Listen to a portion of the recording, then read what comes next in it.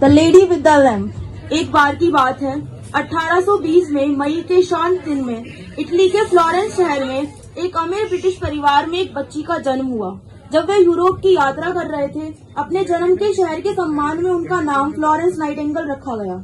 शुरू से ही फ्लोरेंस अलग थी, जबकि उसकी बड़ी बहन पार्थेनोप को पार्टियों का और कपड़े पसंद थे। फ्लोरेंस अक्सर अकेले बैठ के किताबें पढ़ती, जीवन, दुख और दूसरों की मदद कैसे कर सकती इसके बारे में गहरे सवाल पूछती। उसके माता पिता चाहते थे कि वह बड़ी होकर एक अमीर आदमी शादी करे और ऐशो आराम की जिंदगी जिए, लेकिन फ्लोरेंस एक आह्वान महसूस करती है जिसे उसने भगवान की आवाज के रूप में वर्णित किया, जो उसे बता रहा था कि वह उसका जो जीवन है वो लोगों की सेवा के लिए बना है।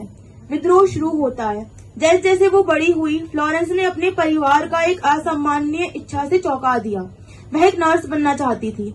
उस समय नर्सिंग को एक महिला के लिए सम्मानजनक पेशा के रूप में नहीं देखा जाता था।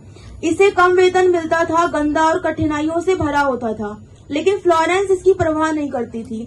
उसका दिल दूसरों के दुखों से जुड़ा था।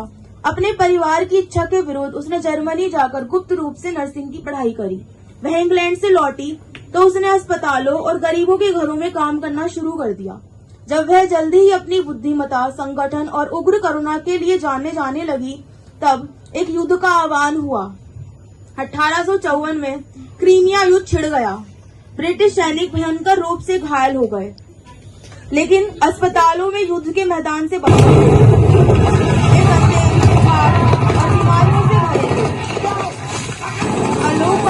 बीमारियों से भरे अधिक लोग घाव से नहीं बल्कि संक्रमण और परिस्थितियों से मर रहे थे।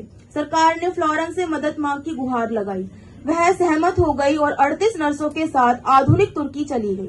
उसने जो पाया वह एक दुखद स्वप्न था। चूहे हॉल में भाग रहे थे, कुछ पट्टियां साफ नहीं थी, पानी गंदा था, पीने लायक नहीं था और घायल गंदगी में ऐसे ही पड़े हुए थे।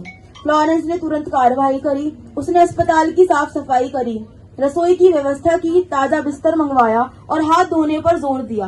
धीरे धीरे मृत्यु दर 42% से घटके सिर्फ 2% रह गया।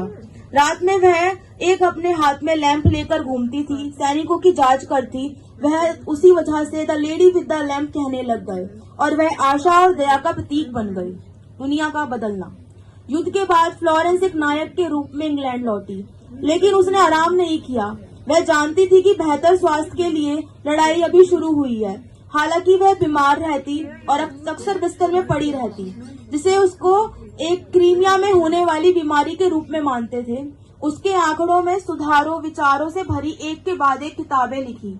1860 में उसने लंदन के सेंट थॉमस हॉस्पिटल में एक नाइटिंगेल स्कूल ऑफ नर्सिंग की स्थापना करी। अपनी तरफ का